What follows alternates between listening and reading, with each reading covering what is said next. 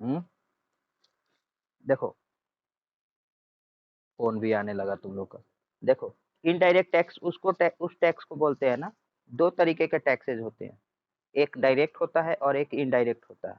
Direct उसको बोलते हैं जिसमें डायरेक्ट पैसे लिए जाते हैं, ठीक है।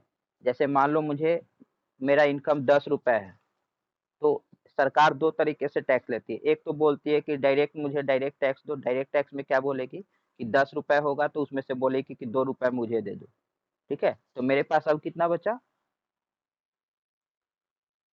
8। 8 रुपए बचे। अब ये तो हो गया, जो 2 रुपए लिया ना उसको बोलते हैं डायरेक्ट टैक्स। अब होता है एक तरीके का इनडायरेक्ट टैक्स। अब हम जब 8 रुपए से हम मार्केट में मान लो फोन खरीदने गए, या फिर चॉकलेट खरीदने गए, या बिस्किट खरीदने गए, जो भी तुमको मन में सोचना है सोच लो। तो उस पे भी सरकार क्या बोलती है, कुछ पार्ट टैक्स लगाती है। जैसे मान लो कि 6 रुपए का मान लो कोई बिस्किट है, तो उस पे सरकार बोलेगी कि 1 रुपए टैक्स भी देना पड़ेगा। मतलब बिस्किट का प्राइस 6 रुपए है, लेकिन सरकार मतलब कि जो दुकानदार है वो हमसे 7 रुपए लेगा। क्यों 7 रुपए क्यों ले रहा है? क्योंकि 1 रुपए फिर से गवर्नमेंट को देनी पड़ेगी मुझे।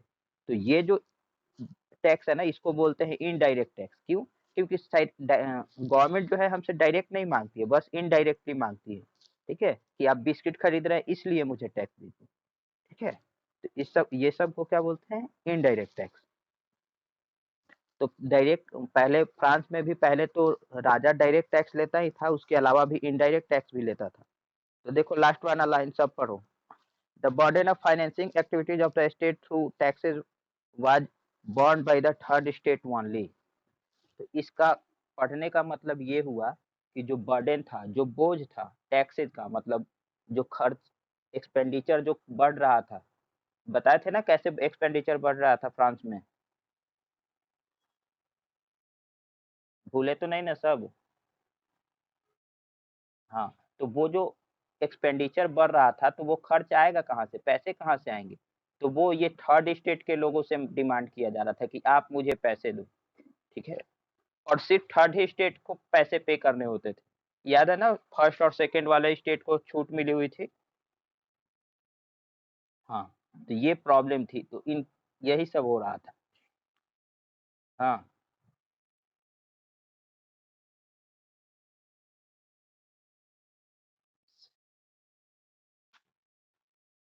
क्या, क्या, क्या?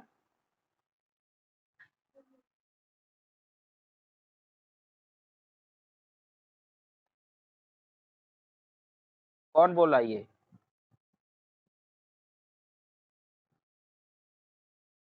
नहीं, नहीं, ये बताया कौन तुम्हें? कहाँ पढ़ी? बुक में तो नहीं है। हेलो?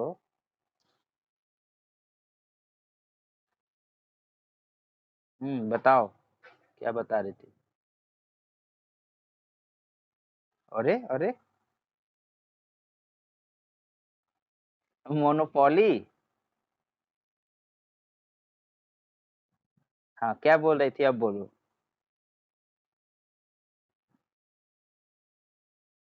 हाँ, हम ये बोल रहे थे ना कि फर्स्ट और सेकंड वाले को छूट मिली हुई थी, tax they do not have to pay taxes, ठीक है? Only third states have to pay tax, समझी? तो ये प्रॉब्लम किसको हो रही थी ज़्यादातर, क्योंकि फर्स्ट और सेकंड वाले को प्रॉब्लम नहीं हो रही थी। क्यों प्रॉब्लम नहीं होगी? क्योंकि उनको पे ही नहीं करना पड़ता था। उल्टे होता ये था कि टैक्स जैसे-जैसे बढ़ता था तो चर्च वाले भी अपना टैक्स बढ़ा देते थे, समझी? तो उनको एक तरीके से प्रॉफिट ही होता था। जो भी प्रॉब्लम हो रहा था वो किसको हो रहा था? थर्ड वा हाँ, और थर्ड स्टेट में कौन-कौन से लोग शामिल थे पहले हम लोग देख लिए हैं यहाँ से। हाँ, पीजेंट्स हैं, मर्चेंट्स हैं, जो एजुकेटेड लोग हैं वो, ठीक है? और एक इंटरेस्टिंग बात ये भी याद रखना कि जो वहाँ पर क्या बोलते हैं, जो मीटिंग होती थी ना, उसमें जो थर्ड स्टेट के एजुकेटेड लोग हैं, वही सिर्फ़ शामिल होते थे, बाकी सब लोग नहीं। मतलब कि जो पीजेंट्स हैं या फिर जो एजुकेटेड नहीं हैं, वो शामिल नहीं होते थे मीटिंग में। ये उनको अलाउ नहीं था। देखो यहाँ पर एक कार्टून बनाई हुई है। कार्टून में कुछ दिख रहा है? कार्टून देखो, सबसे पीछे में जो है ना दिख रहा है अभी, उसमें कौन है?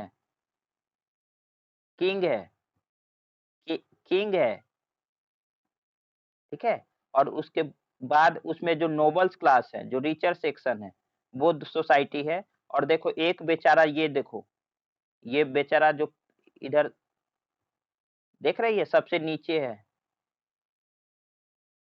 हाँ, हाँ।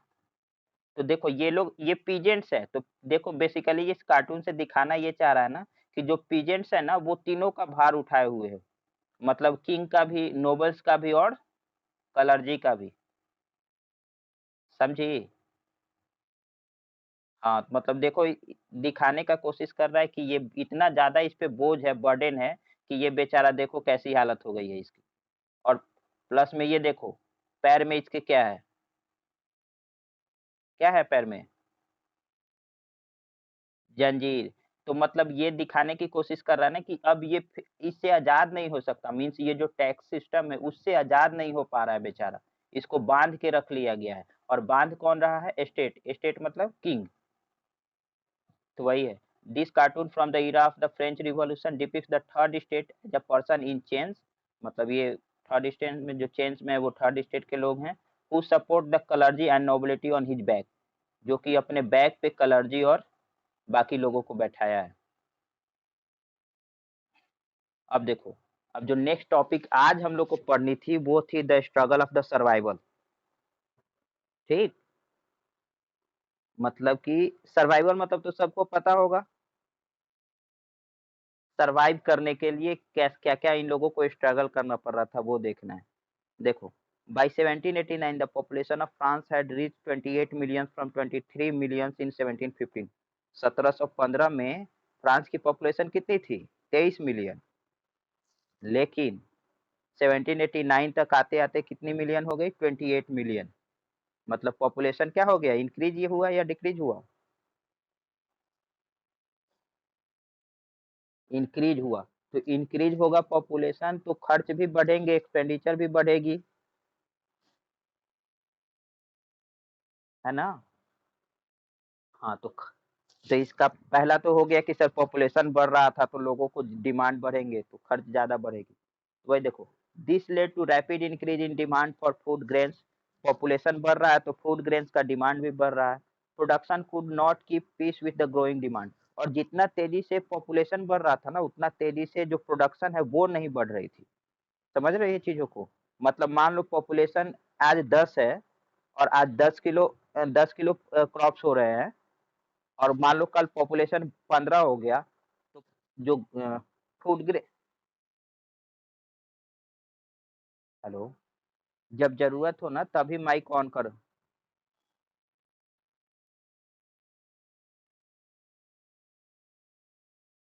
हाँ, बोल रहे हैं कि जो जितनी तेज़ी से पॉपुलेशन इंक्रीज़ हो रही थी ना, उतनी तेज़ी से क्रॉप्स की प्रोडक्शन नहीं बढ़ रही थी। मतलब मान लो कि आज 10 किलो हो रहा है और आज का पॉपुलेशन 10 है, तो कल के डेट में मान लो पॉपुलेशन 15 हो गई, तो प्रोडक्शन भी 15 नहीं हो रही थी, प्रोडक्शन 12 पर ही रुक जा रही थी। ठीक है? मतलब कि जो 3 पॉपुलेशन जो बढ़ा है, उसको अब फूड ग्रेन्स नहीं मिलने वाली है। तो सेम कहानी कहाँ पे हो रही थी? फ्रांस में। तो इससे भी ज़्यादा लोगों में प्रॉब्लम हो रहा था क्योंकि पॉपुलेशन बढ़ रही है और प्रोडक्शन नहीं बढ़ रही है। Price of bread rose rapidly. जो ब्रेड की प्राइस थी वो क्या हो रही थी? इंक्रीज होती जा रही थी।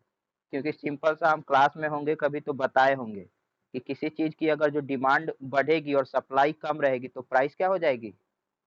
इंक्रीज होगी। ये क्लास में ऑलरेडी बता चुके हैं। हाँ, इससे प्रॉब्लम हो रही थी क्योंकि बढ़े हुए प्राइस पे सब लोग तो नहीं खरीद पाएंगे, जिसके पास होगा वही।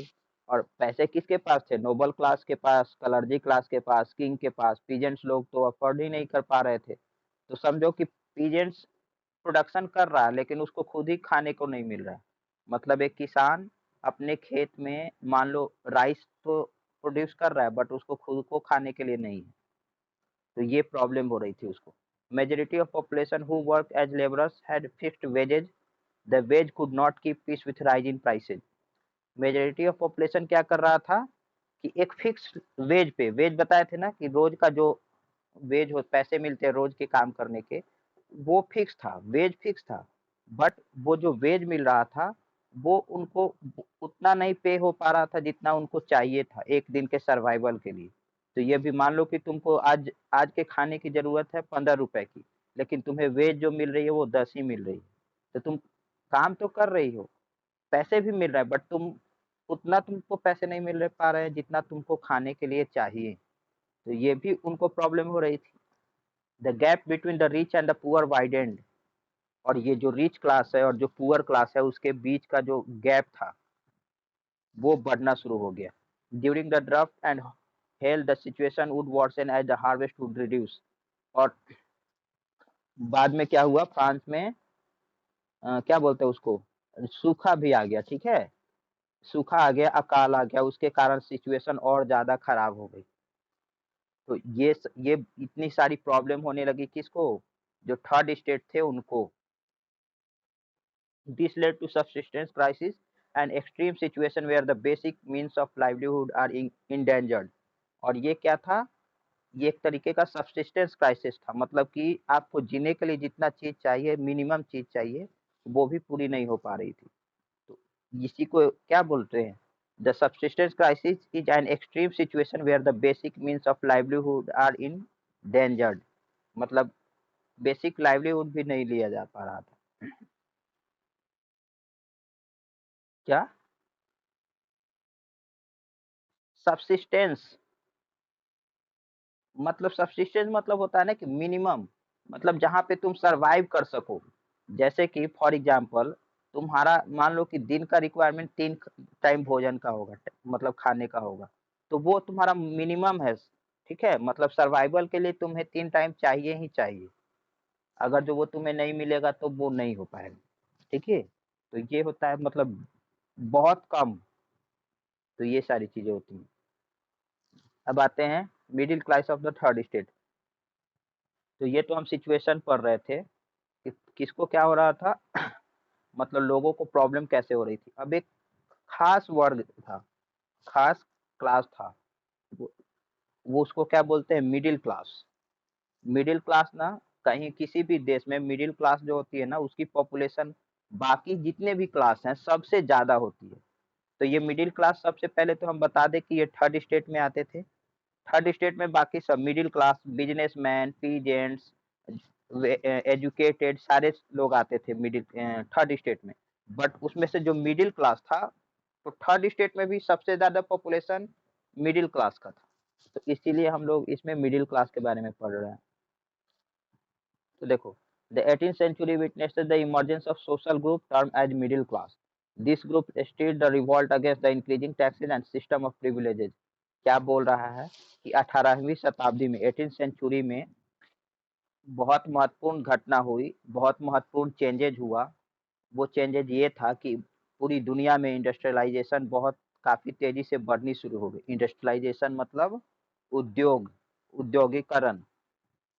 औद्योगिकरण होता है मतलब कि बहुत बड़ी-बड़ी फैक्ट्रियाँ लगनी शुरू हो गई थी 18वीं शताब्दी में। मतलब जैसे ब्रिटेन में 18th सेंचुरी में बहुत बड़े-बड़े फैक्ट्री जो आज तुमको पूरी दुनिया में दिख रही है ना, उसका सबसे शुरुआती दौर ब्रिटेन रहा है।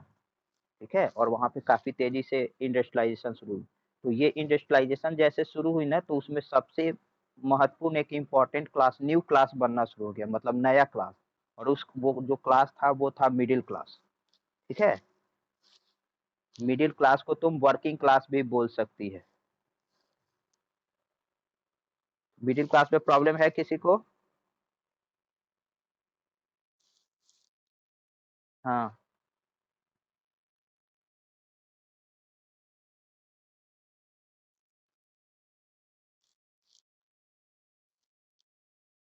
हाँ, कोई भी पूछेगा ना इंडस्ट्रियलाइजेशन सबसे पहले कहाँ शुरू हुई, तो यूरोप में शुरू हुई।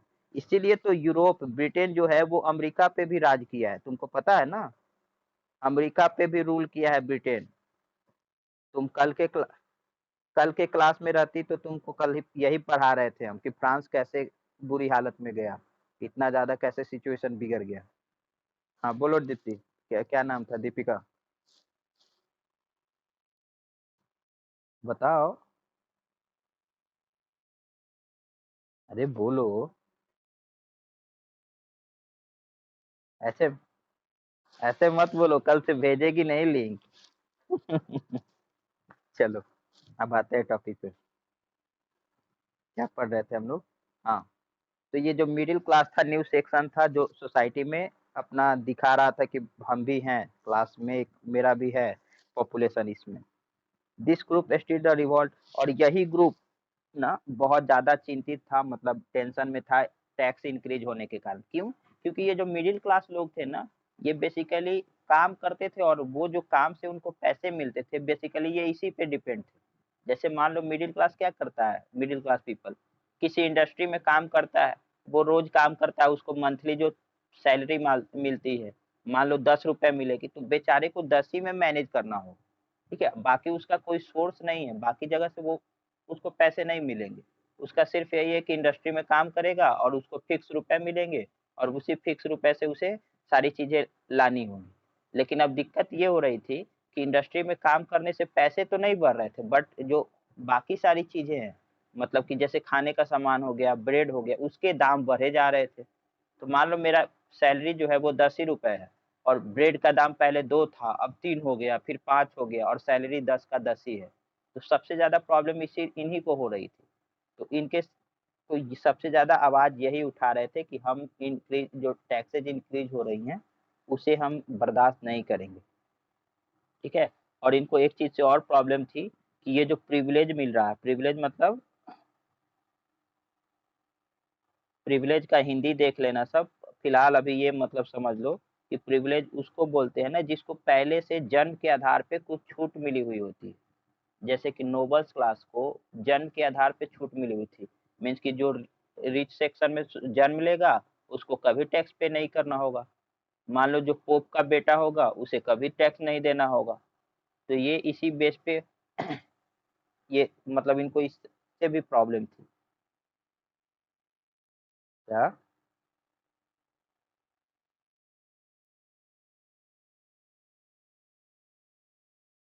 हाँ, विशेषाधिकार वही बोल रहे हैं। ठीक है, तो अच्छी बात है, हिंदी देख ली तो विशेषाधिकार याद रखना। तो इनको ये अच्छा नहीं लग रहा था कि किसी को विशेष अधिकार मिले, किसी को विशेष छूट मिले। The middle class included merchants, manufacturers, lawyers, administrative officials, etc. All these were educated and believed that no group in society should be privileged by birth. Rather, a person's social position must depend on his merit. इनका क्या मानना था कि birth के आधार पर किसी को विशेष छूट नहीं मिलनी चाहिए, विशेषाधिकार नहीं मिलना चाहिए। मिलना भी चाहिए तो मेरिट के बेस पे। ठीक है, तो ये मिडिल क्लास का प्रॉब्लम था। अभी हम लोगों ने पीजेंट्स का प्रॉब्लम देख लिया था, ये मिडिल क्लास का प्रॉब्लम देख लिया। आगे बढ़े? समझ में आया किसी को? आ रहा है ना सबको?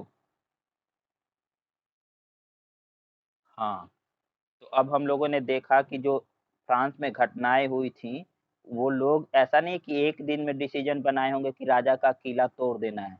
देखो बहुत पहले से लोगों के मन में राजा के खिलाफ बातें चल रही थी। ठीक है, और वो एक दिन हुआ कि आज राजा का किला तोड़ देते। तो अभी थोड़ा बहुत समझ में आ रहा होगा कि फ्रांस में जो 14 जुलाई 1789 को हुआ था, जो सिचुएशन, जो भी घटनाएं हुई थी, वो क्यों हुई थी, थोड़ा बहुत तो आइडिया लग गया होगा। लगा है? हाँ, तो देखो उस टाइम ना,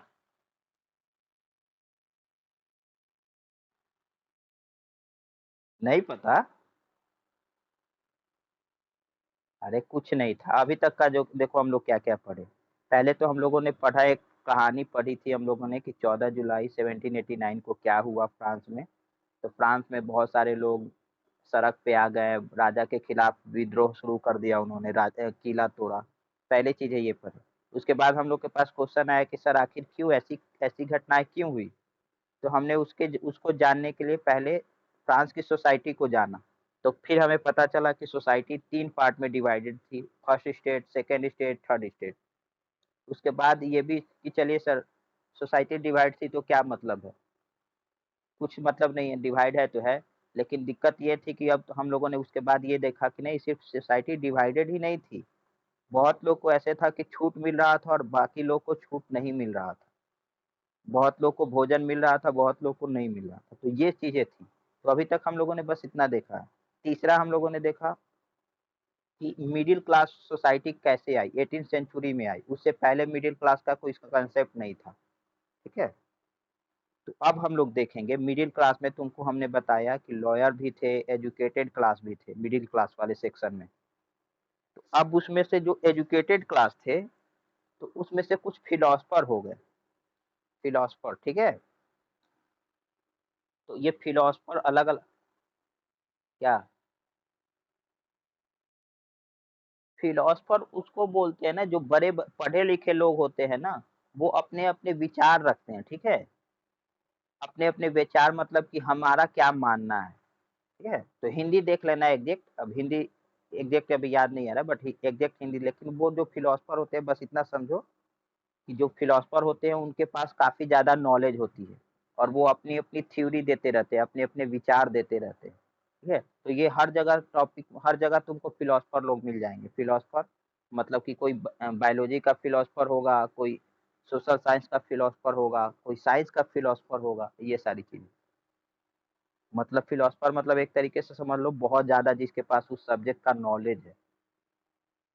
तो ये फिलोसफर, कुछ फिलोसफर बने, उसमें से कुछ फिलोसफर का नाम तुम्हारे स्क्रीन पर दिखाई दे रहा है, कौन कौन थे, पढ़ो जरा।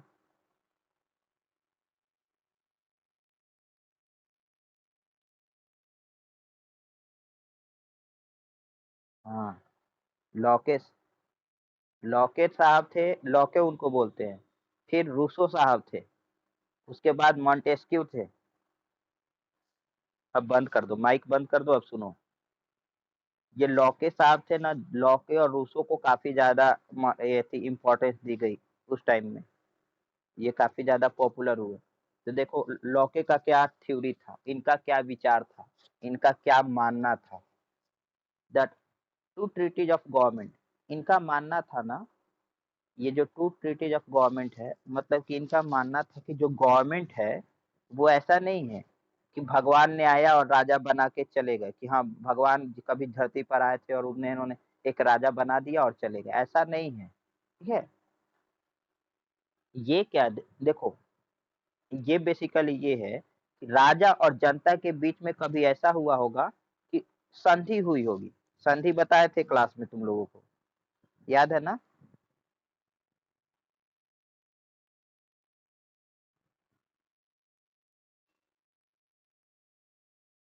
अंजलि तुमको याद नहीं है,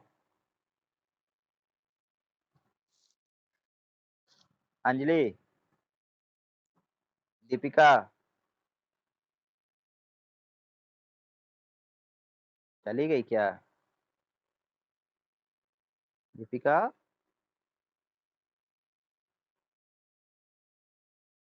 अच्छा चलो कोई बात नहीं।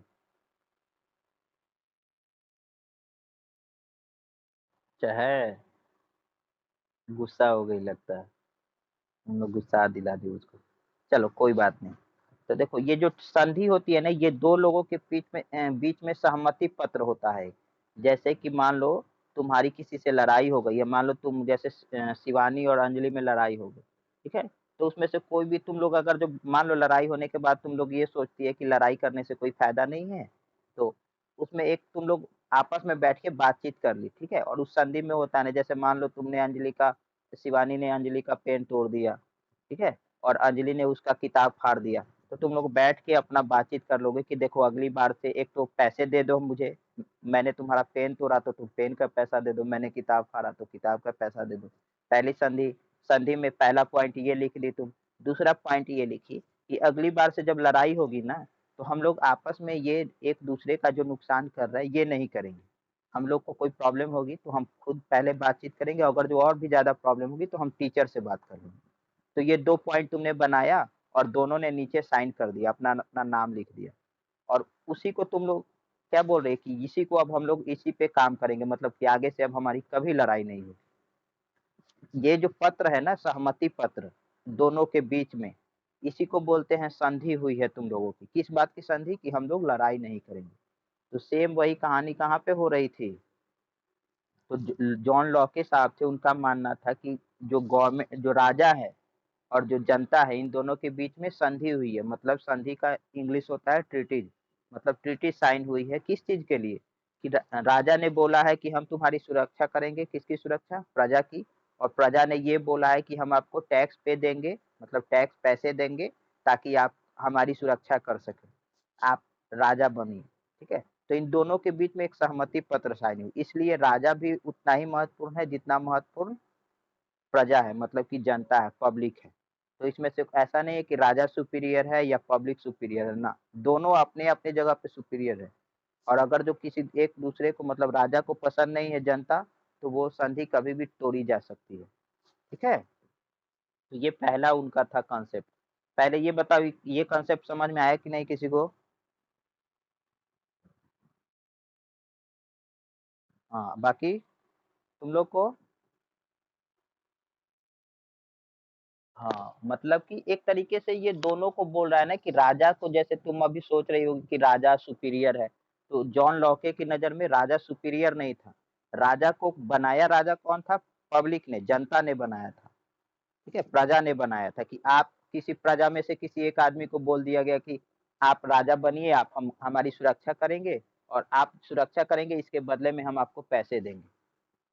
ठीक है, तो दोनों के बीच में सहमति हुई है कि इस बात को लेके अगर जो दोनों में से कोई भी एक गलत काम करता है तो ये संधि तोड़ी जा सकती है, राजा को हटाया जा सकता है। ठीक है, और ये जॉन लॉके ने ऐसा क्यों बोला? क्योंकि जॉन लॉके से पहले जो लोग आए थे ना, या पहले के जो लोग थे, उनका, जॉन लॉके से पहले के लोग, ठीक है, उनका ये मानना था कि जो राजा होता है, राजा के खिलाफ आप नहीं बोल सकते। क्यों नहीं बोल सकते राजा के खिलाफ? क्योंकि राजा जो है ना, वो भगवान का बेटा है। ठीक है, भगवान ने उसको अपना बेटा बना के भेजा है कि जाओ तुम लोगों की सुरक्षा करना। तो अब तुम अगर जो भगवान के बेटे को कुछ बोलोगे, मतलब राजा को कुछ बोलोगे, तो भगवान को बुरा लग जाएगा, गॉड को बुरा लग जाएगा। अगर जो भगवान को बुरा लगा तो भगवान तुम्हारा कभी अच्छा नहीं करेंगे। तो लोगों को ये मन में था, तो लोग, राजा गलत करे या सही करे, लोग उसके खिलाफ नहीं बोलते थे। क्यों? क्योंकि राजा तो राजा है, वो भगवान ने बनाया है उसे। अगर जो हम राजा को कुछ बोलेंगे, इसका मतलब हम भगवान को बोल रहे हैं। तो जॉन लॉके साहब ने बोला कि ये कंसेप्ट फालतू है, ऐसा कुछ नहीं होता है, ये तो संधि है राजा और प्रजा के बीच में। तो वही है, John Locke two treaties of government, क्या गवर्नमेंट की ट्रीटीज थे वो बता दिए। Speak against the doctrine of the divine. देखो, डॉक्ट्रिन ऑफ डिवाइन के बारे में ही मैंने बता रहा था मैं, कि डॉक्ट्रिन ऑफ डिवाइन में लोगों को क्या मानना था कि जो राजा है वो भगवान का रूप है धरती पर। अगर जो राजा को कुछ बोलोगी तो मतलब भगवान को तुम बोल रही हो। ठीक है, absolute right of the monarch, और इसीलिए मोनार्क जो भी कर रहा है वो सही है, ऐसा लोगों का पहले मानना था। तो इसी कॉन्सेप्ट को उसने, जॉन लॉके ने गलत कर दिया कि नहीं, ना तो वो राजा का बेटा है और ना उसको बोलने से मुझे भगवान बुरा मानेंगे। समझ में आया सबको? आगे बढ़े। हाँ, अब रूसो साहब आते हैं, एक और फिलोसफर। रूसो का क्या मानना था? Social contract theory. इनका जो ये थ्योरी दिए थे, अपने जो विचार दिए थे, उस विचार का नाम है, उस थॉट का नाम है सोशल कॉन्ट्रैक्ट। इनका मानना था, propose a form of government based on a social contract between people and their representative. इनका मानना था कि ये जो राजा हैं, ये बेसिकली एक सामाजिक संधि बनी है, समाज में एक संधि साइन हुआ है, समाज के लोगों ने एक संधि साइन किया है। जैसे जैसे जॉन लॉके साहब ने बोला था कि ये ट्रीटीज है, संधि है, वैसे ही इन्होंने भी बोला था कि ये दो लोगों के बीच में संधि नहीं है, ये बहुत सारे लोगों के बीच में संधि है। मतलब रूसो का मानना था कि बहुत सारे लोग, मतलब पूरे समाज के लोग इसमें इन्वॉल्व है। मतलब कि जित मान लो समाज में, सोसाइटी में 10 लोग हैं, तो दसों ने मिल के ये फैसला किया है कि 9 लोग प्रजा रहेंगे और एक उसमें से राजा बनेगा। तो उनका मानना था ये सोशल कॉन्ट्रैक्ट। तो बस उनका यही डिफरेंस है कि ये जो राजा बना है, इसको भी किसने बनाया है? प्रजा ने बनाया, पब्लिक ने बनाया है। मॉन्टेस्क्यू फिर आते हैं। मॉन्टेस्क्यू क्या देते हैं? The spirit of the laws, मतलब कि लॉज किस बेसिस पे बनना चाहिए। देखो, propose a division of power within the government between the legislative, the executive, and the judiciary. His ideas was based on the American Constitution and its guarantee of individual rights. This model of government was put into the force in the USA after the 13th colony declared their independence from the Britain. Montesquieu साहब का मानना था कि जो राजा को मान लिया जाता है ना कि राजा सुपीरियर है, राजा ने जो बोल दिया वही लॉ हो गया, ऐसा नहीं होना चाहिए। हमारे पास एक सिस्टम होना चाहिए जहाँ पे जुडिशियरी भी हो, लेजिस्लेटिव भी हो और एक्जीक्यूटिव भी हो। ये तीनों काम करने चाहिए, ठीक है? सब ऐसा नहीं कि सारा काम राजा ही अकेले सँभाल रहा है, जो मन में आया सो बोल दिया। तो एक्जीक्यूटिव, जुडिशियरी और लेजिस्लेटिव ऑलरेडी हम क्लास में बता चुके हैं कभी, सबको पता है?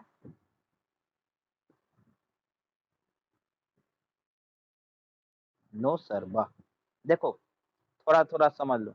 लेजिस्लेटिव लेजिस्लेटिव उसको बोलते हैं ना, विधायिका शक्ति इसमें होती है, मतलब जो कानून बनाता है ना उसको बोलते हैं लेजिस्लेटिव, ठीक है? उसके बाद नेक्स्ट एक्जीक्यूटिव, एक्जीक्यूटिव उसको बोलते हैं ना जो कानून बना है उसको लागू करने में हेल्प करता है।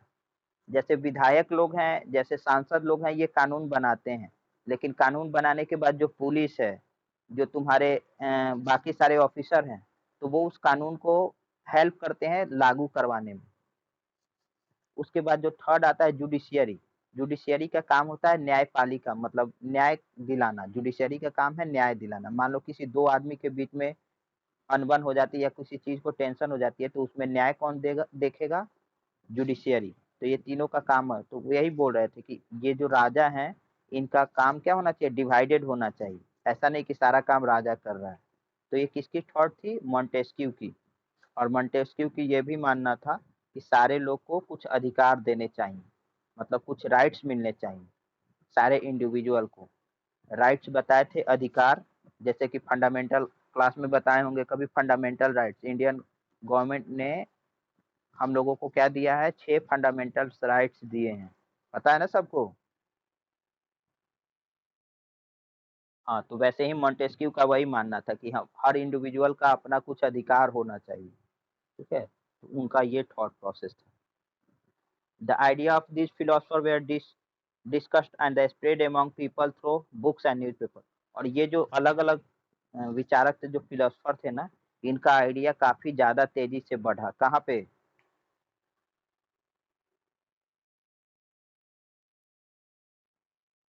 हाँ, मतलब इनकी आइडिया को फ्रांस के लोगों ने काफ़ी ज़्यादा सीरियसली ले लिया कि लॉके साहब ने बोला है, अब हम राजा के खिलाफ कुछ भी बोल सकते हैं। क्यों बोल सकते हैं? क्योंकि राजा कुछ नहीं है, राजा तो संधि के तहत साइन किया गया है ना, तो हम राजा को जब मन किया तब हटा सकते हैं। तो राजा ऐसा नहीं है कि भगवान है, तो हम उसको कुछ नहीं बोलेंगे। राजा भी इंसान ही है, उसको बोला जा सकता है अगर जो गलती करेगा तो, ठीक है? तो इससे राजा की जो पावर थी, क्योंकि एक तरीके से सोचो, पहले के लोगों को इस बात से डरा दिया जाता था कि तुम राजा को बोलोगे तो भगवान बुरा मान जाएंगे। और याद रखना, भगवान से सब लोग डरते हैं कि भगवान को बुरा लग जाएगा, ठीक है? तो थोड़ा राजा के पास जो अथॉरिटी थी, जो शक्ति थी, किसका? कि हम भगवान के बेटे हैं। उन्होंने ये जो न्यू विचारक थे, जो फिलोसफर थे, उनको कम कर दिया कि "ए, तुम भगवान का बेटा नहीं है, ऐसा नहीं है, ठीक है? तुम ढोंगी आदमी हो।" समझी सब?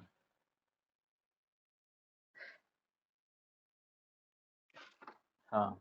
तो ये तीनों याद रखना, इन तीनों का नाम एग्जाम में पूछता है कभी कभी, एक नंबर में पूछ देगा कि जॉन लॉके क्या थे, उनका बुक का नाम बताइए, ठीक है? तो ये सारी चीजें लिखनी पड़ेंगी।